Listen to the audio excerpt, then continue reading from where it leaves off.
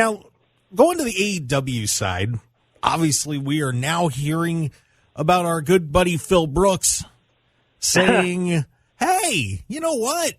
I'd really like to come back. I miss wrestling. Can I please come back? And all sorts of supposed conferences with Chris Jericho, and he wants to sit down with the Young Bucks and Kenny, and all this crazy stuff happening. And apparently they were making plans for him to come back in June. What are your thoughts on this whole thing with CM Punk? Should they let him come back? Is it a good idea? And if they do, what do they do with him? So that's such a nuanced question, because if I'm looking at this guy and I'm going, okay, this is a guy who does not get along with a lot of the locker room and a lot of key players in that locker room. And that's not to say that AEW is different from anybody else. WWE has people who don't like each other. They have backstage issues of their own. They just haven't made as many headlines as AEW has. So don't misconstrue what I'm saying here, but we know that Mr. CM Punk has been very contentious with people in the back, and ultimately it led to a fist fight in Chicago. I was at that press conference. That was the most tense 30 minutes of my life, sitting in the front row just watching CM Punk tear these people down, just ignoring pretty much every question just to air out whatever grievances this man has. After he had just beaten Jon Moxley, who I think only took like his second pinfall loss in like the history of AEW in the main event, like clean. That man does not lose clean, at least not up until that point. Punk gets the big win. He goes over. He's got the title. He's eating cupcakes.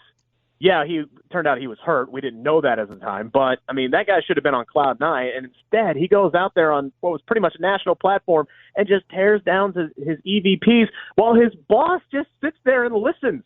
It was so freaking weird.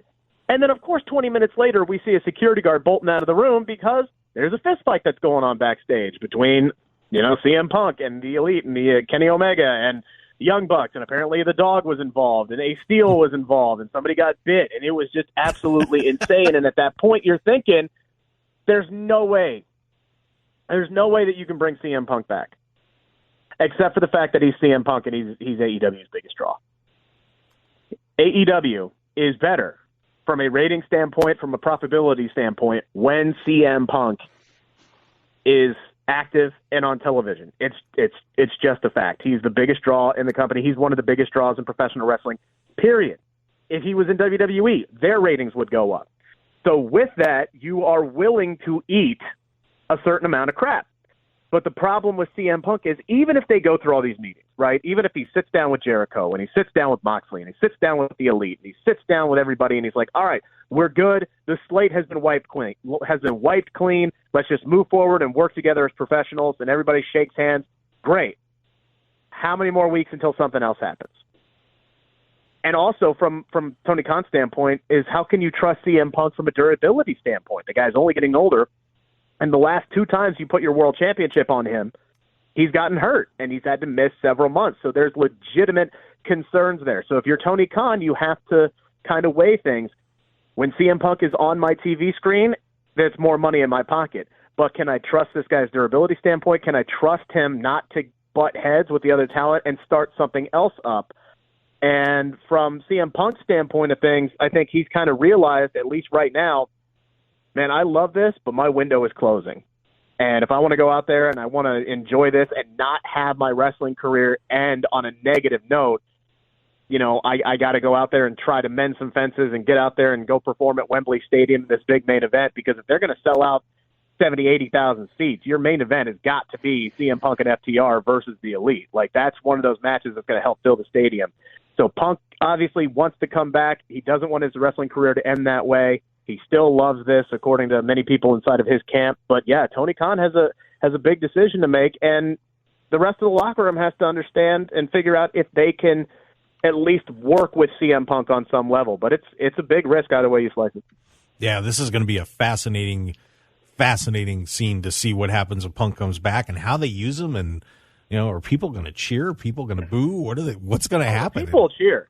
The people will cheer. They love this man. They will welcome him back as a hero. They don't care. They absolutely 100% don't care. Like, yeah, They just want to see controversy creates cash. They just want to see this story play out on television. That's all they want. They want the dirty laundry aired out on national television.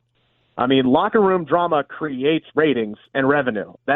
It's what this business is. So if you can put some real life spin on it, people will dive into that and they'll eat it up. So I think they'll just be happy to see that CM Punk is back, because we as fans, we don't want our lasting image of CM Punk to be him basically flipping the bird to his EVPs and eating cupcakes and walking out of a room and us never seeing him again. Like, we want to see him back on TV. We want to see him end his career on a positive note instead of what happened 7 or 8 years ago now with WWE and now this. Like, so I think he'll get cheered if and when he does come back to the company.